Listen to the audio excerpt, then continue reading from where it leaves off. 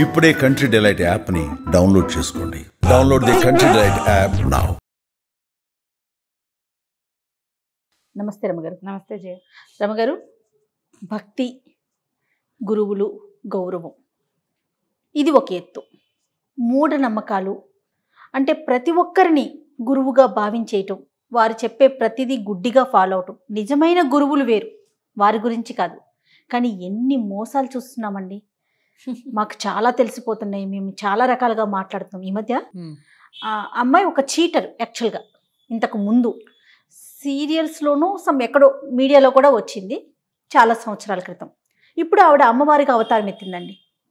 Public news అనమాట. అందుకని నేను ఓపెన్గా చెప్తున్నా. తను ఊగుతూ మాట్లాడుతోంది.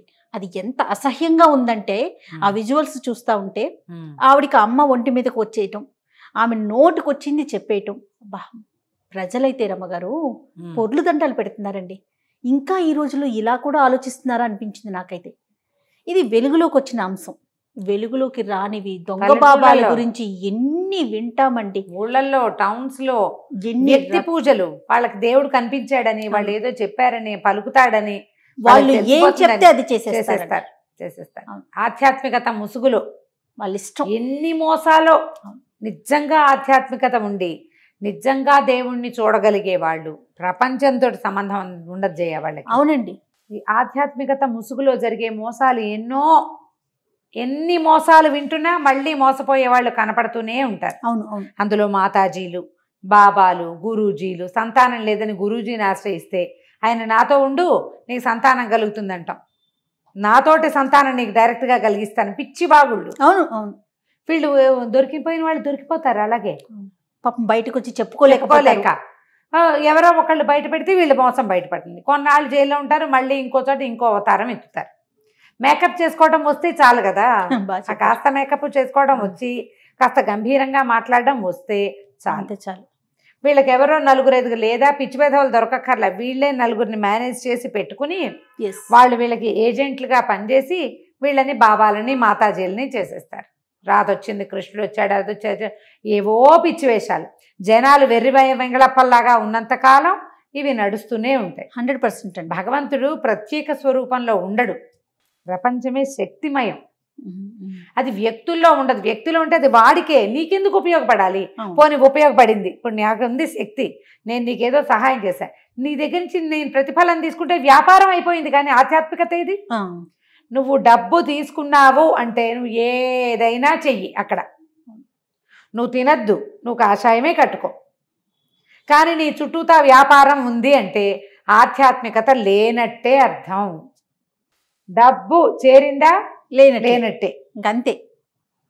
ఆయనకి ఒకవేళ ఎవరికైనా నిజంగా ఆధ్యాత్మికత ఉండి భగవంతుని చూసి సహస్రారంలో అమ్మవారిని దర్శనం చేసిన వాడు ఎవడైనా ఉంటే, ఒక మహానుభావుడు, అలాంటి గొప్పవాళ్ళు మహానుభావులు కనుక ఉంటే వాళ్ళకి ప్రపంచంతో సంబంధం లేదు, మనుషులు అక్కర్లేదు, హంగ్ అక్కర్లేదు, వైభవం అక్కర్లేదు, డబ్బు అక్కర్లేదు, ఏమీ వద్దు.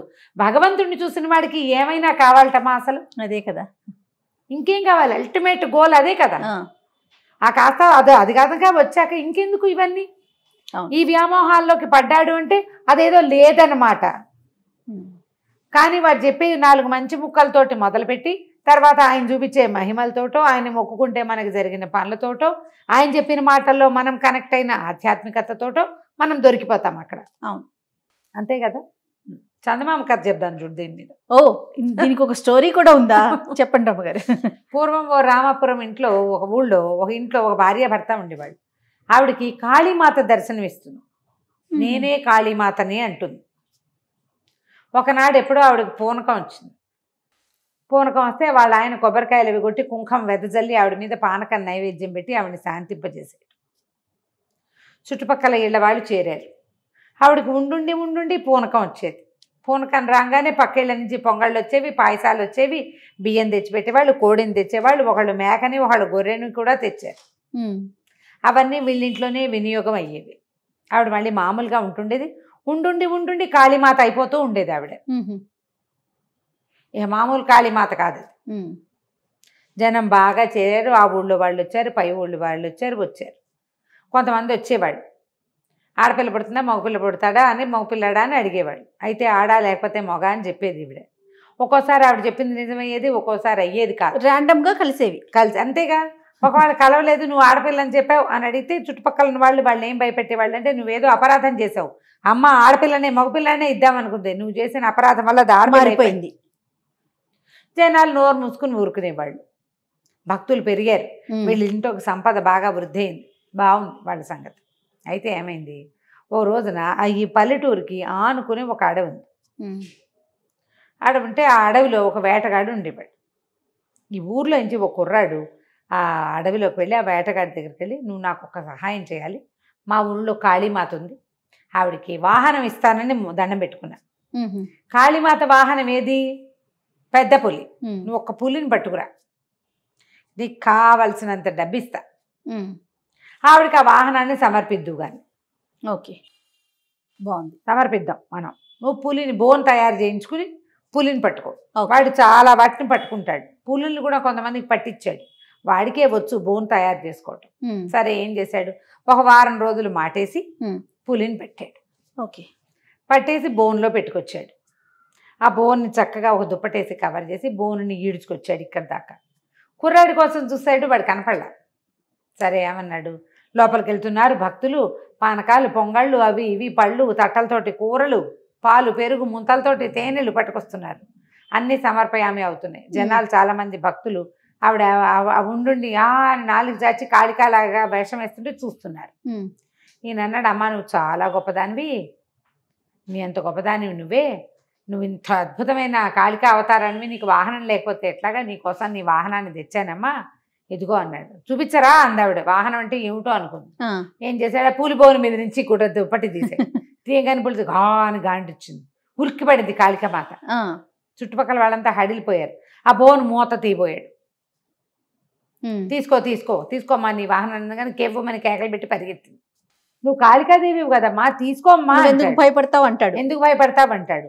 బాబు నేను కాళికామాతను కాదు, ఏమి కాదు, మనిషినేరా నాయన, నీ పుల్లిని తీసుకెళ్ళిపో, నీకు ఏం కావాలంటే అది ఇస్తానని బతిమలాడింది. చుట్టుపక్కల వాళ్ళంతా ఆశ్చర్యపోయారు, పూనకం దిగిపోయింది అని భావించారు. వీడేం చేశాడంటే ఆ బోన్ తీసుకుని బయటకు వచ్చాడు. బయటకు వచ్చాక ఆ కుర్రాడు కనపడ్డాడు. అతను అన్నాడు, ఏమిటి నాతో ఇలాంటి పని చేయించావు నువ్వు, వాళ్ళంతా ఆవిడని తిడుతున్నారు అనేసరికి కుర్రాడు చెప్పాడు, నీకు అసలు చెప్పాలి, అసలు సంగతి చెప్పాలన్నయ్య, ఆవిడ మా అమ్మే, మా నాన్నే ఆవిడతోటి కాళికా వేషం వేయించాడు, ఆవిడకి ఉండుండి ఫిట్స్ లాంటివి ఏవో వస్తాయి, ఆ మొట్టమొదటిసారి మా అమ్మ నాన్న పోట్లాడుకున్నప్పుడు ఆవిడ అట్లా బిగుసుకుపోయింది, మా నాన్న నీళ్లు చల్లి కుంకం చల్లి ఆవిడని మామూలు చేసి అది దేవుడని అందరినీ నమ్మించాడు, ఆవిడేదో ర్యాండమ్గా చెప్తుంది, ఏవో కొన్ని నిజం అవుతాయి కొన్ని అవ్వవు, పైగా ఈ భక్తి ముసుగులో ఈ జనం అంతా కోళ్ళు తెచ్చి కొక్కరాయలు తెచ్చి మా ఇల్లంతా నింపేస్తున్నారు, ఏదో ఒకనాడు ఈవిడ మోసం బయటపడితే నేను ఈ ఊళ్ళో తలెత్తుకుని ఎట్లా తిరుగుతాను. మంచి పిల్లోడు, అందుకని మా అమ్మని భయపెట్టైనా సరే ఇంకా ఈ కాళివేషం వేయకూడదు. మా నాన్నే ఆవిడికి నేర్పించాడు, నీకు ఉండుండి వచ్చే ఫిట్స్ కోపానికి వచ్చే ఫిట్స్ కాదు కానీ నీకు ఆ కాళికాదేవి ఆవహిస్తుందని ఆమె నమ్మించాడు. ఈ పులి భయంతో ఆవిడకి ఆ భయం, ఆ నమ్మకం పోయింది, ఇంకా వేయదు కాళివేషం. కాళికాదేవి వచ్చి వెళ్ళిపోయింది అనుకుంటారు జనం. ఇన్నాళ్ళు మొక్కులు తీర్చారు, మనిషికి తీర్చారు వాళ్ళు, కాళికి తీర్చారు, ఎవరు వెనక్కి అడగరు. ఇక మా అమ్మ నాన్న దారిలోకి వస్తారని ఈ పని చేయమన్నాడు, ఇదిగో డబ్బులు తీసుకోమని డబ్బులు ఇవ్వపోయాడు. వేటగాడు అన్నాడు, పోన్లేరా నాయన మంచి పని చేసావు, దీనికి డబ్బులు తీసుకోవడం ఎందుకు, మంచి పనికి డబ్బులు తీసుకోవద్దు, నా పులి నా దగ్గరే ఉంది కదా, నేను ఇంకే ఎవరికో అమ్ముకుంటానని చెప్పి ఆ పూలున్న బోన్ని ఏడ్చుకుంటూ పోయాడు. కుర్రాడు ఇంటికి వెళ్ళేసరికల్లా అమ్మ మామూలుగా పాచీర కట్టుకుని వంట చేసుకుంటూ కనపడుతుంది అన్నమాట. శభాష్, కరెక్ట్గా భయం పెడితే కదా నీకు బయటకు వచ్చేది. మరి పోలీసులు వెంబడబడితే బాబాజీలు గురూజీలు అందరూ దారిలోకి వస్తారు. ఒక్కసారి చిత కొట్టేసి జైలు బారేస్తే మళ్ళీ చేయరు. వీళ్ళకి ఏమవుతుందంటే భక్తులు చాలామంది చేరతారు చూడు, వీళ్ళందరూ వీళ్ళల్లో పెద్ద పెద్ద వాళ్ళు ఉంటారు, పెద్ద తలకాయలు, వాళ్ళు వీళ్ళు లాలూచి పెడతారు. ఆ మోసం పూర్తిగా బయటపడదు, కొంచెం 4 ముక్కలు బయటకు వస్తాయి. మనం చూడలేదా వేరే దేశానికి వెళ్ళిపోయి కొత్త దేశాన్ని తయారు చేసుకున్న బాబా గారిని ఒక ఆయన్ని. మరి నిజంగా ప్రజలకి అదొక పిచ్చి కింద ఉంటుంది, వీళ్ళ పిచ్చి వాళ్ళ పెట్టుబడి, అంతే అంతే. అమాయకత్వమే. ఏవో 4 మంచి ముక్కలు చెప్తే వీళ్ళు ఎలా గురూజీలు అయిపోతారు, అది ఆలోచించి. దీనికి గురుత్వం వచ్చేస్తుందా 4 మంచి మాటలు చెప్తేనే? అదే గురుత్వం అంటే. గురువుకో తపస్సో ఓ సిద్ధో ఏం వద్దక్కర్లేదు, ఏం అక్కర్లా, 4 మాటలు చెప్తే నన్నే గురువుగా భావించేస్తారు. అసలు ఆ గురు పదానికి అర్థం తెలుసో తెలియదో తెలియదు. అవునండి. ఇక్కడి నుంచి వీళ్ళు మొదలు పెడతారు, వాళ్ళు దీంట్లో ఉన్న అడ్వాంటేజ్ని కనిపెట్టి ఎక్స్ప్లాయిట్ చేస్తారు. ఉపయోగాలు, డబ్బు, సంపాదన, మరి సంపాదన, డబ్బు, పరువు, మర్యాద, నలుగురిలో బాగా గొప్ప, ఈగో సాటిస్ఫాక్షన్. అవునండి. దాని తర్వాత జాబ్ సాటిస్ఫాక్షన్ ఆటోమేటిక్గా. సంపాదన వస్తుంది కదా, దాన్ని ఎవడు కాదనుకుంటాడు? మనమే కదా చేస్తాం. ప్రతి వాళ్ళని గురువుల్ని చేసేయద్దు, బాబాల్ని చేసేయకండి. అందరూ ఒకలాంటి మనుషులమే. ప్రతి వాళ్ళకి వృద్ధాప్యం వస్తుంది. మహామహా బాబాలకు కూడా తెల్ల జుట్లు ఉన్నాయి కదమ్మా, మరి వాళ్ళకి రేపు మనకొచ్చే మరణం వాళ్ళకి రాదా? పరమ పవిత్రంగా భావించే బాబాలే పరంపదించారు. శాశ్వతం కాదు కదా, శాశ్వతమైనది ఎటర్నల్ పవర్ భగవంతుడు. ఆయన్ని చేరే దారి చూడగాలి మనుషులు పట్టుకుంటారు. నిజానికి గురువుల్ని పట్టుకునేది ఎందుకు? భగవంతుడి దగ్గరికి వెళ్ళే దారి చూపిస్తానికి. కానీ వీళ్ళు గురువునే పట్టుకుంటారు, మార్గాన్ని వదిలేస్తారు, దేవుణ్ణి వదిలేస్తారు, గురుపాదాలే పట్టుకుంటారు, వాడినే సేవిస్తూ ఉంటారు. అవునండి. ఈ పిచ్చి కదా, అమాయకత్వం ప్రజలదే అనిపిస్తా ఉంటదండి. మోసం చేసే వాళ్ళది కాదు, మోసపోయే వాళ్ళ మీదే ఉంటుందేమో. ఎప్పుడు అంతే, మోసపోయేవాడిదే తప్పు. చాలా జాగరూకతతో ఉండాలండి. 100%. రైట్. నమస్తే. నమస్తే.